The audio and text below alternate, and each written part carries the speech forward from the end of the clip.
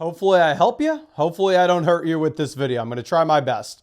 We're going to talk quarterback, tight end, defense, starting off quarterbacks. We don't need to talk about the tier 1 options. If you have them, you know, yes, you start Josh Allen, Lamar Jackson, Jaden Daniels, Jalen Hurts. Now, if you're going to say, well, Mason, I have 2 of these quarterbacks. Which one should I start? What the hell were you doing this season? Why didn't you trade away one of them? Going down to tier 2, you can very easily make an argument. Joe Burrow is a tier 1 quarterback. I mean, Joe Burrow has actually outscored Jaden Daniels so far this season. My issue with ranking Burrow there specifically is you're going up against Tennessee. This may be one of the very few offenses that can't run up the score on the Cincinnati Bengals defense. Maybe you do see a little bit of the passing volume fall off for Burrow, and we don't get to see the 50-plus pass attempts that you have with like the blow-up games against the Baltimore Ravens, right? So I just think that you're probably a little bit capped with the game total because you have a tough matchup against Tennessee, and maybe they're able to run the ball a bit in the second half, plus Burrow's not going to run it himself. Going over to tier 3, this is where you actually have to begin to think about things. I'm going to be leading this off with Jared Goff. Now, we have seen time and time again, the Detroit Lions project out to be the number 1 or number 2 scoring offense in the NFL pretty much every single week. And time again, I go through and I actually rank Jared Goff as a low-end QB1 / high-end QB2. And a big reason for that is if you look at the spread of the Lions games, typically you are seeing the Detroit Lions up as 7, 8, 9-point favorites. I mean, this is one of, if not the best teams in the NFL. And for that reason, a lot of games, actually most games, you actually have the Detroit Lions very easily taking advantage and just running the ball in the second half and slowing things down. However, this is the week you get in all your Lions, you get in all your Buffalo Bills, because this game here has an over-under of 55 points. We have not seen another game this season come close to this total projection. It should be an absolute shootout. You actually may have to see some Jared Goff dropbacks and Jared Goff pass attempts, similar to what you had against the Green Bay Packers, where Jared Goff had 41 pass attempts and 3 passing touchdowns, plus almost 300 passing yards. So because it's a matchup in which the Lions may actually play a close game and you may actually have to see them throw the ball, I think this is the week that you want to stream Jared Goff. He is currently higher lower 255.5 passing yards on Underdog and higher lower 1.5 passing touchdowns. Now going over looking at Brock Purdy. Brock Purdy would be the quarterback I would start this week, but your boy has a bye. I'm going to let you know that 1,000 times. Brock Purdy is actually down at higher lower 246.5 passing yards on an Underdog, which is considerably lower than Jared Goff. But the benefit that you get with Brock Purdy is you actually do have a rushing ceiling here. You can actually see that you get 3 games with rushing touchdowns this season, a total of 4 rushing TDs. And you've also had 1, 2, 3, 4, 5 games with 25 or more rushing yards. And just a reminder, if you end up getting 30 rushing yards from Brock Purdy tonight, that's going to be equivalent to about 75 passing yards. So it is a pretty big difference there, which is why I really like Brock Purdy most weeks. And you should be really excited about Brock Purdy this week going up against the Rams, where you did get the Josh Allen 6 total touchdowns a week ago. Now going over looking at Kyler Murray. Kyler Murray continues to disappoint. Kyler Murray continues to be just a bad real life quarterback, at least over the past few weeks since the bye. But still, this past week, even with Kyler having a couple interceptions, 5 interceptions over the past 3 games, Kyler Murray still almost dropped 20 fantasy points. Kyler Murray still has the rushing upside that a lot of these other quarterbacks don't give you. But most importantly, if you actually look at the Arizona Cardinals implied team total this week, you have an implied team total of almost 26 points. Sportsbooks are telling us that we should actually expect Arizona to be a higher scoring offense than the Niners this week, than the Eagles this week, than the Commanders this week, than the Packers this week, the Dolphins this week, the Broncos this week. They should be in a pretty decent spot. And y'all know I trust sportsbooks. I want to listen to them when it comes to overall game environments. And plus, you still do get some of the rushing upside with Kyler. So completely understand. He's been very much up and down so far this season. But you do have a ceiling where you've had 1, 2, 3, 4, 5 games this year with over 20 fantasy points. which is hard to say about a lot of these quarterbacks. Like going over and looking at Sam Darnold, Darnold obviously has also had a really nice ceiling. Darnold in this matchup is going to be going up against the Chicago Bears, and you have an implied team total about 25.5 points here for the Vikings. We saw this past week, Darnold just go absolutely nuclear with 5 passing touchdowns.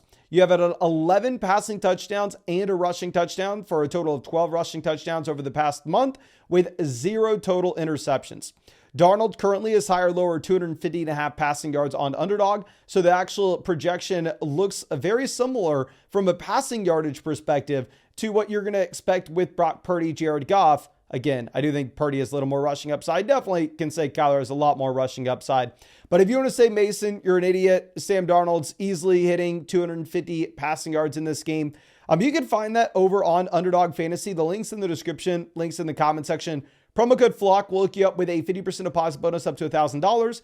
Plus, you'll be getting a free pick when you sign up with code FLOCK. If you sign up before the Thursday night game, that'll be for Brock Purdy, more than less than half total yard. And Underdog's available in damn near every state. Yes, it's in California. Yes, it's in Texas. Yes, it's in Florida. I mean, you can see it pretty much everywhere. I'm going over and looking at our next quarterback with Bo Nix. Bo Nix was on the bye this past week. But I mean, again, if you look at what you've actually had from Bo Nix over the past month, this is a quarterback that has given you a whopping 9 passing touchdowns to only 2 interceptions.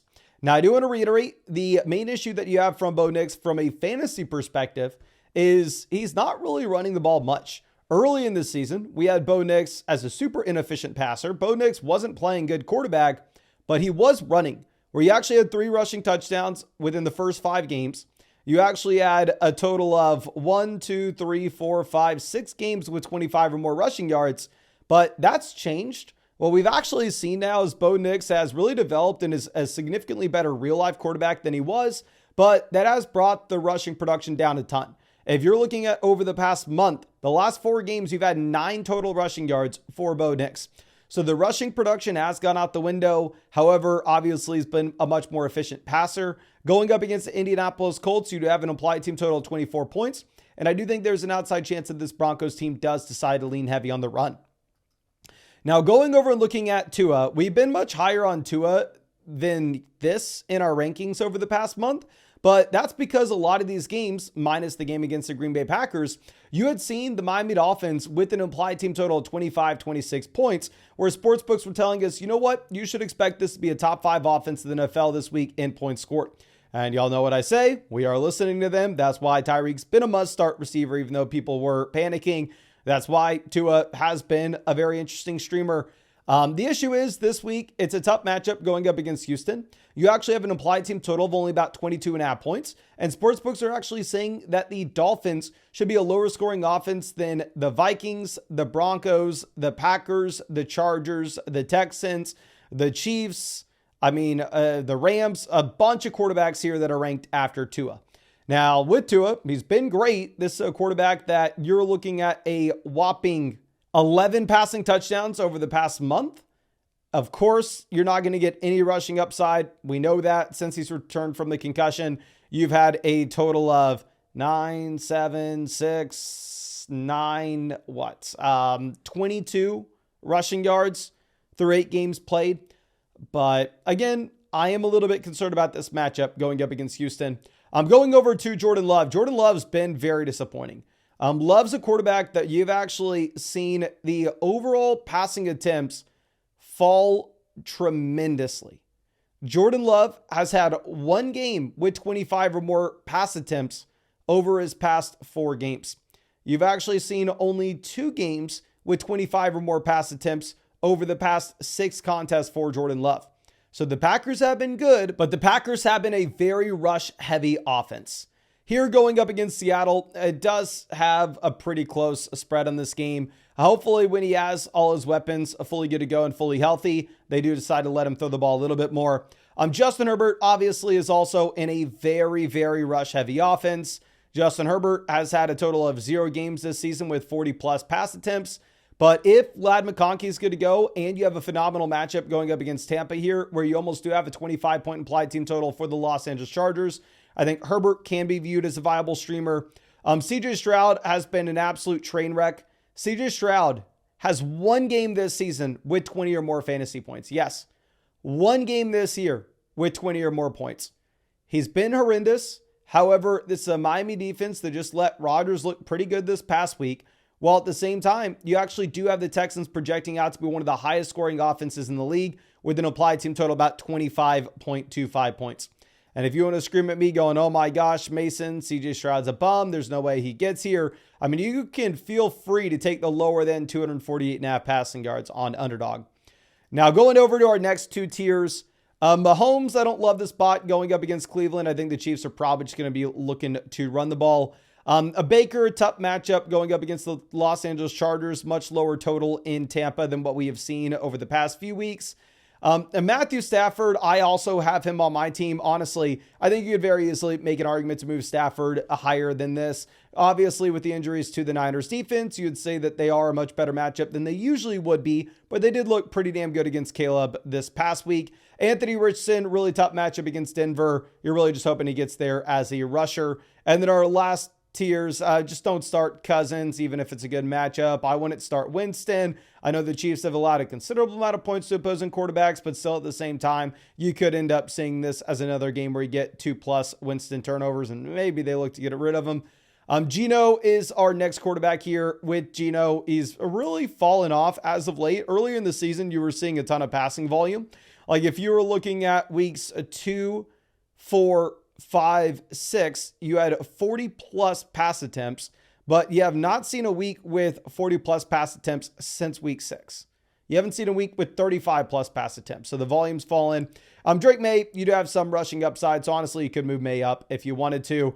And then our last two tiers, Caleb and Russ. I just don't see a reason to go with them. Now, going over to tight ends. Again, similar to quarterback, we don't need to talk about the top tier. If you have Kittle, McBride, Bowers, you start them. And now I will say this may be a little bit different than quarterback because you can throw one of these tight ends in the flex. And y'all know 99.999% of the time, every time you ask me a flex question that involves a tight end, I go with the receiver. I go with the running back. I never want to be flexing a tight end. However, if you have two tight ends in the top tier, of course you throw one of them in your flex spot. Now going down to tier 2, I think we can safely say that David Njoku has flipped Travis Kelce at this point.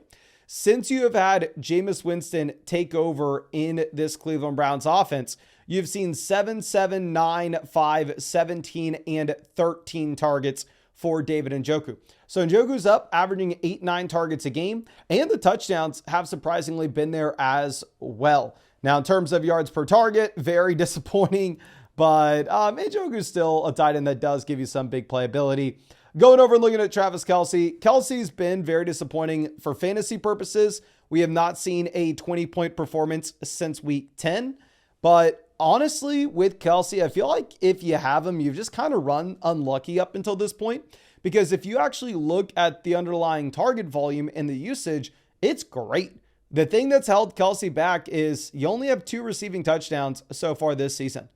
But if you're looking at the targets, I mean, this man since the Raiders game, 12, 16, 12, 4, 8, 13, and 6 targets. So similar to Njoku, he's getting up there 8, 9 targets a game. I'm going over to Jonnu Smith in our next tier. Jonnu almost had a complete collapse this past week. He saves himself at the very end of the game. You do see the fall off with only 4 targets in comparison to the 3 prior weeks with 8, 11, and 11. But still, you actually have had 4 touchdowns over the last 4 games. And at the same time, Jonnu is up there averaging 80, 90 receiving yards a game over the last 4. But you do have lowered expectations with this Dolphins offense in comparison to what we have had previously. Going over looking at Mark Andrews, the touchdown rate looks very unsustainable. Where if we are looking at Andrews, this tight end that has only gone with 2 games without scoring a TD in the last 2 months.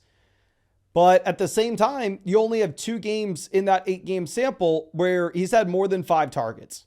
So the target volume hasn't been great. This does project to be the highest scoring offense in the NFL this week, however. Of course, you can say, well, they're just going to run the ball a ton with Derrick Henry. TJ Hawkinson is in an offense where Sam Darnold looks really good, but at the same time, absolutely everything's getting funneled through Jefferson as well as Addison. And if Addison really is taking that step forwards, it is going to be difficult to project Hawkinson to have an insane target share, knowing that Addison can very easily just soak up everything over the middle. I'm going over and looking at Sam Laporta. Y'all know I drafted Laporta absolutely everywhere. And I would love to come through and I'd love to say, oh, he's scoring touchdowns. We got 5 touchdowns this season. Look at me. It's gross. Thank God I don't have to sweat out Laporta in the flock league this week, but I will be sweating him out in a ton of my underdog drafts.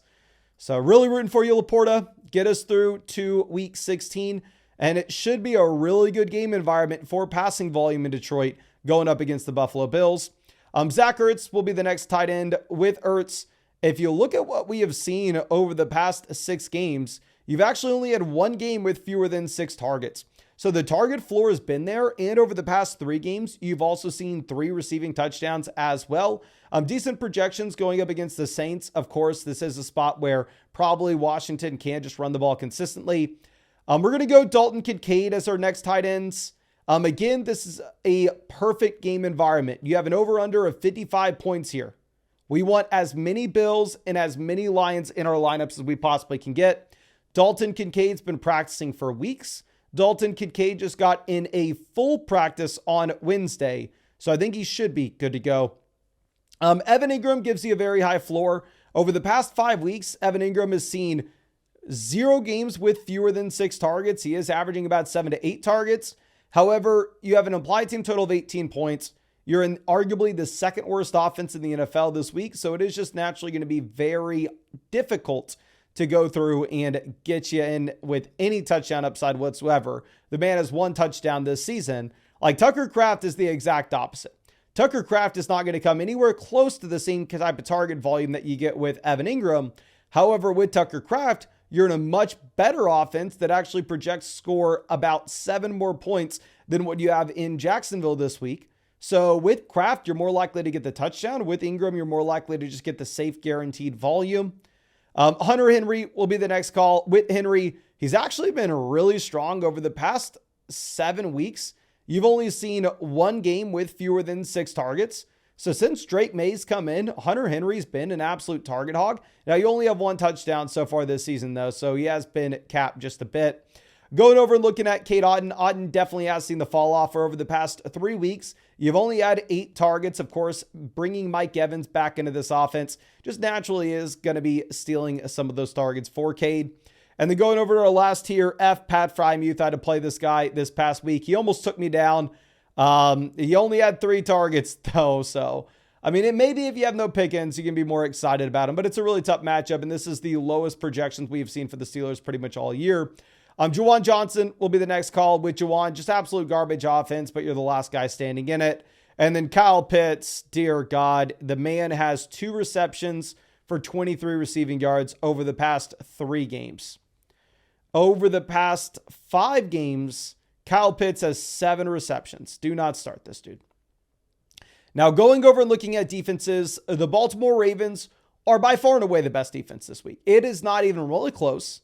Baltimore is favored by, I want to say, like 15, 16 points in this game.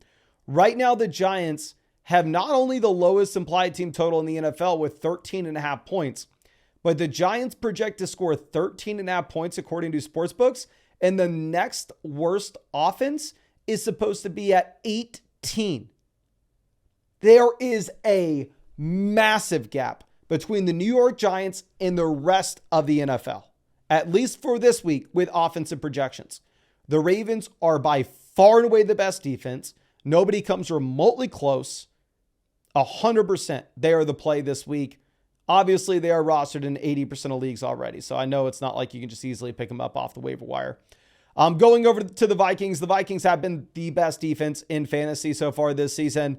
I mean, a lot of that has to do with the fact that they have 3 touchdowns. They have a bunch of picks. If you do actually look at here, the past 3 weeks, they are allowing on average like 430 total yards a game. And that has only been against the Bears, the Cardinals, and the Falcons. But this is another game against the Bears where you're not having to be too concerned about the matchup.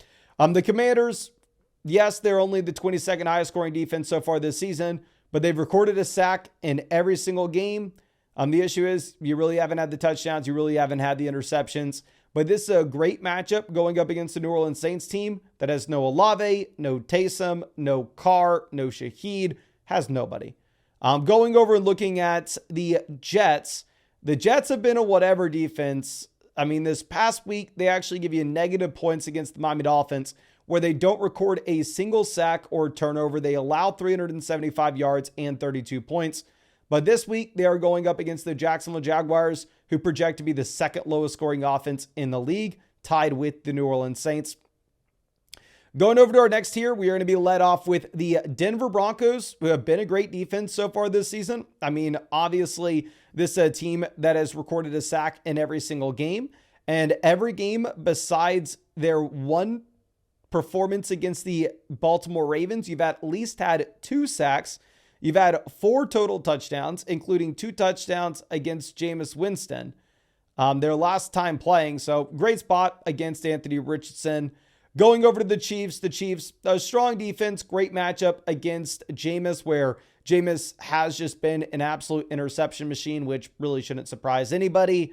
And next matchup will be the Eagles. Eagles, great defense. However, you are having to go up against a pretty damn good Pittsburgh Steelers team.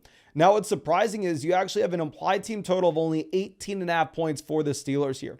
So you actually do have the Steelers projecting out to be one of the worst offenses in the league this week. And you have a pretty big spread on this game where you actually do have the Eagles favored by about 5 points. Now, our next here, we're going to have the Cardinals and Steelers. Cardinals, good matchup going up against Drake May and the Pats. This past week against Seattle, clearly they liked Zach Charbonnet, absolutely cooked them. And it was a really nasty, nasty game. Steelers, about the worst matchup you could ask for, going up against the Philadelphia Eagles, one of the best offenses in the league. You're 5-point dogs, but at the same time, you have one of the best defenses in the league, and you can get sacks and generate turnovers. Looking at the Falcons, horrendous defense. They just allowed 433 yards and 42 points scored from Sam Darnold.